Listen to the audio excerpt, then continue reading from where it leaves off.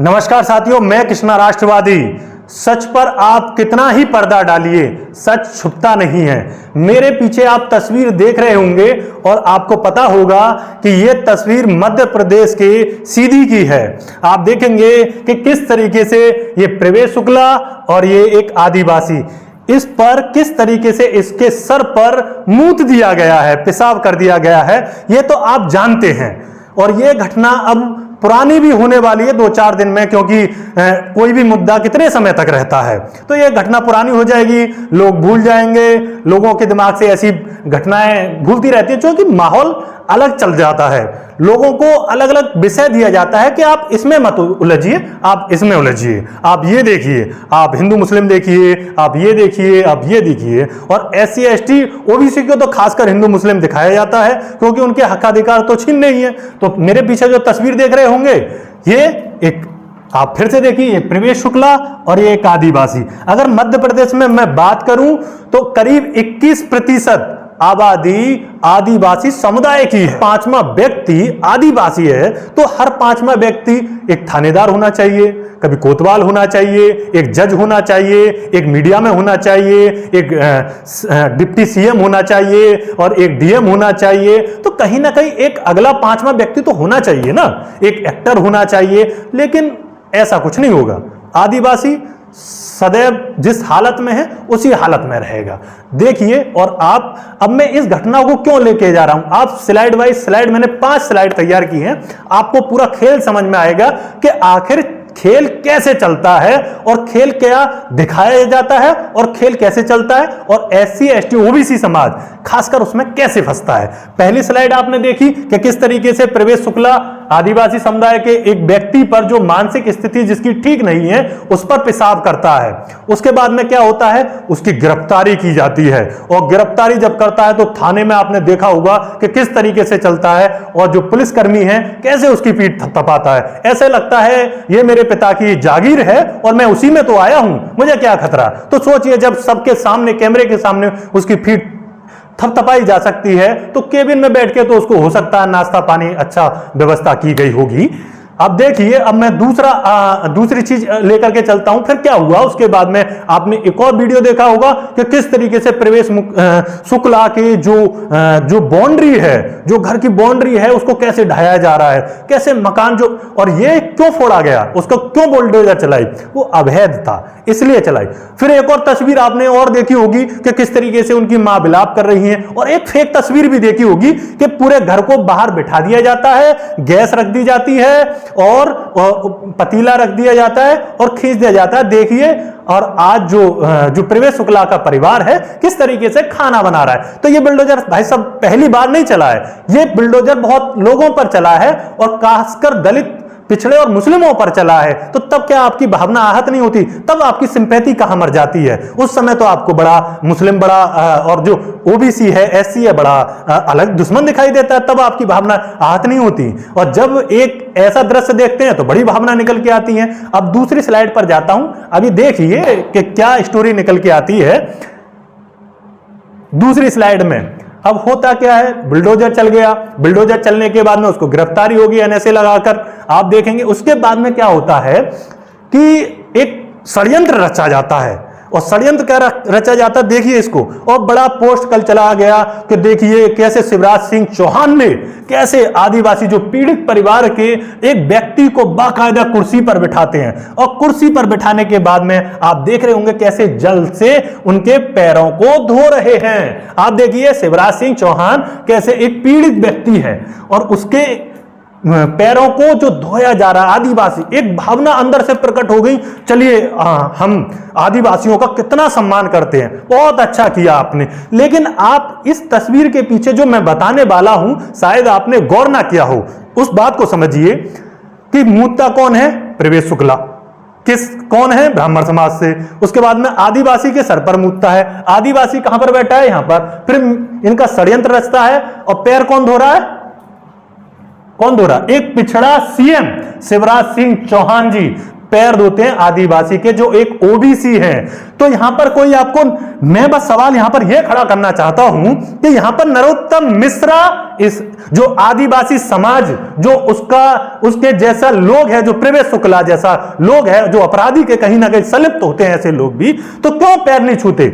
यहां पर नरोत्तम मिश्रा आखिर क्यों दिखाई नहीं देता है? यहां पर बीडी शर्मा जो भाजपा का अध्यक्ष है वो क्यों नहीं दिखाई देता है? शिवराज सिंह चौहान जो ओबीसी समाज से आते हैं वो ही आदिवासी के पैर छूते हुए क्यों दिखाई देते हैं? सवाल यह है, आप सोचिए, आपके इस दिमाग में यह बात जानी चाहिए कि आदिवासी और ओबीसी, ओबीसी हमेशा आदिवासियों का सम्मान करता है, अपना जो एससी समाज है उसका सम्मान करता है, लेकिन कभी पैर धोने से भी नहीं कतराता, क्योंकि ओबीसी समाज ने पहली बार पैर नहीं धोए, ये हमेशा से धोता आया है, तो इसके लिए कोई नया नहीं है। लेकिन नया जो होना चाहिए था, अगर शायद यहां पर नरोत्तम मिश्रा होता, बीडी शर्मा होता, तो बात कहीं जायज थी। कहीं ना कहीं उसके समुदाय के लोग ने यह कृत्य किया मुतने वाला, तो किसको धोने चाहिए थे? नरोत्तम मिश्रा को, जो बहुत बहुत बड़ी हिंदुत्व की बात करता है। कहां गया नरोत्तम मिश्रा और कहां गया बीडी शर्मा जो इसके पैर धोता?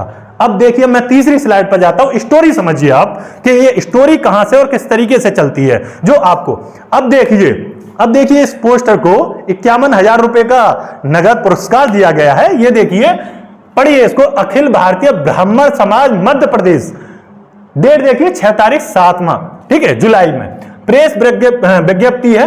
और इसके जो अध्यक्ष हैं, प्रदेश अध्यक्ष पंडित पुष्पेंद्र मिश्र, इनके द्वारा एक बड़ा भावुक एक लिखा जाता है कि जो अपराधी है उसको हम बोलते हैं कि उसने अपराध किया है, लेकिन उसके परिवार को सजा नहीं मिलनी चाहिए थी, सजा गलत मिली है, बुलडोजर नहीं चलना चाहिए था।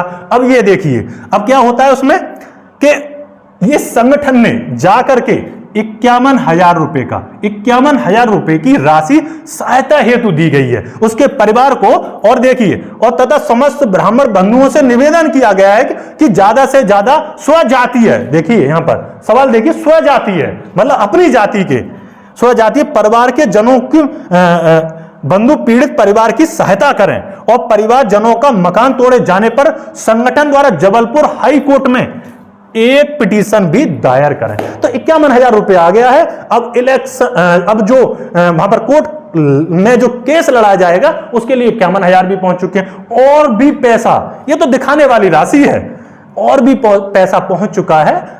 केस लड़िए, आराम से लड़िए, और घर की बहुत अच्छा हो सकता है इस आदिवासी जो व्यक्ति है इसको घर मिले ना मिले, लेकिन प्रवेश शुक्ला के पूरे परिवार को जरूर घर मिलेगा। ये अब बात आप अच्छी तरीके से जान लीजिए। और कितना तेज समाज है, आप देख रहे हैं। एक अपराधी, चाहे विकास दुबे हो, चाहे प्रवेश शुक्ला जैसे लोग हों, इनके साथ में हमेशा खड़ा हुआ नजर आएगा, हमेशा, कभी भी आप देख लेना। लेकिन जहां पर अगर मैं एससी एसटी ओबीसी समाज की बात करूं, तो जो व्यक्ति, जो युवा और जो कुछ ऐसे लोग हैं जो विचारशील लोग हैं, वैचारिक लोग हैं, वो अगर कुछ करने के लिए जो अगर ऐसी बातों को सामने लेकर के आते हैं और बताते हैं, उनका विरोध होता है। कोई सपोर्ट नहीं, कोई समर्थन नहीं। जैसे आप देख रहे होंगे कि मध्य प्रदेश में ओबीसी महासभा लगातार सत्याग्रह पद यात्रा कर रहा है ओबीसी के हक अधिकारों के लिए, लेकिन ओबीसी थोड़ा सा कम दिखाई दे रहा है। क्यों दिखाई दे रहा है? क्योंकि पता ही नहीं कि वो ओबीसी में है, उसको पता ही नहीं कि उसके हक अधिकार खतरे में है,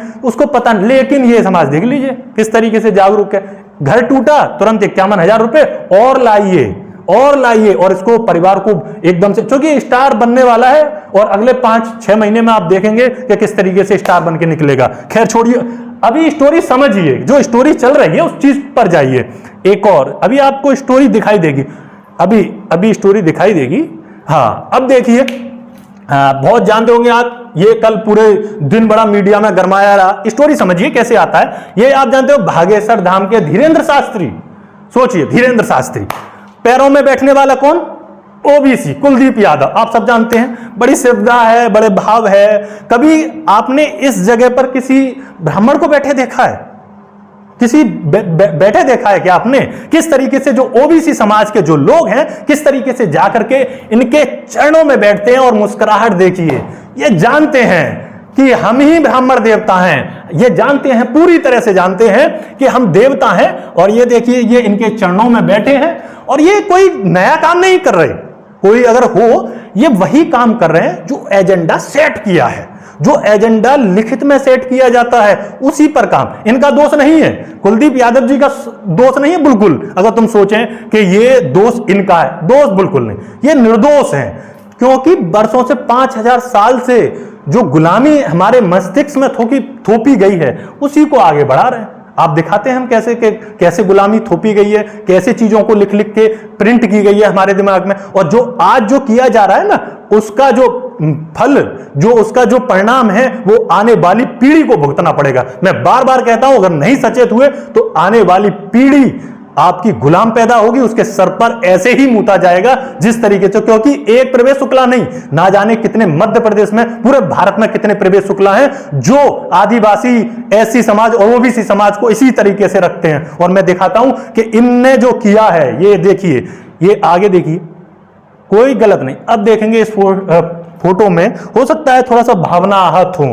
ठीक है, क्योंकि थोड़ा सा अब प्रभु श्री कृष्ण आ गए हैं और यदुवंशी हैं, यादव समाज से आते हैं, जग जाहिर है। आप देखिए, ये सुदामा पंडित जी हैं, आप देखिए क्या काम हो रहा है, पैर धुले जा रहे हैं यहां पर, ये देखिए, ये पैर धुले जा रहे हैं, ये रे, और श्री कृष्ण जी पैर धुल रहे हैं, बचपन के मित्र हैं।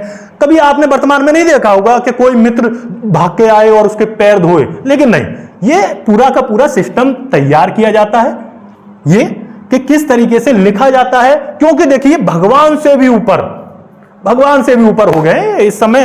देखिए सुदामा जी बचपन में चोरी करते थे, उन मित्र ने बोल दिया कि आप चोरी करते हैं, और गलत तरीके से थे, फिर उसके बाद में ये भिखारी बन गए, फिर आए, फिर भी देखिए ओबीसी समाज के जो यदुवंशी थे, भगवान थे श्री कृष्ण, दिल में बहुत दया है। आपको पता है कि बहुत कुछ दान में, 2 लोग दान में दे चुके थे, तीसरा लोग भी दे देते अगर रुक्मणी जी नहीं रोकती तो। आप देखेंगे कि किस तरीके से यहां पर भी पैर धुले जा रहे हैं। सोचिए, ठीक है, सुदामा जी के ये मित्र थे तो इनके भी तो पैर धुले जा सकते थे, लेकिन नहीं, ऐसा नहीं होगा। तो इस फोटो में और इस फोटो में आप कोई अंतर देख सकते हैं, या फिर इससे पिछले फोटो में ये देखिए, यहां पर ये कोई अंतर है? कोई अंतर नहीं, बिल्कुल माइंडसेट बिल्कुल क्लियर कि हमें देना क्या है, किस तरीके से गुलाम बनाना है, किस तरीके से इस पीढ़ी को मिसगाइड करना है, बिल्कुल सिंपल क्लियर है। पहले हम लिखेंगे ग्रंथों में, किस तरीके से ईश्वर का नाम डालेंगे और ऐसी ऐसी घटनाएं जिक्र करेंगे कि कहीं पर भी ये जाए और टकराए उसी से, और अगर ज्यादा कुछ हो गया तो भगवान की बात है और इसने भावना आहत कर दी तो इनके ऊपर केस। आप जानते हैं कि नेहा सिंह राठौर ने जो प्रवेश शुक्ला वाले उस पर ही वक्तव्य पर ही अपना एक पोस्ट डाल दिया था, तो तुरंत उस पर एफआईआर दर्ज कर दिया गया है। तो ये देखिए 2 काम, एक तो जो बोलने वाले हैं उनको रोका जाता है सबसे पहली बात, और दूसरा जो करने वाले होते हैं उनको बढ़ावा दिया जाता है कि जी करिए, को खुली छूट है आपको।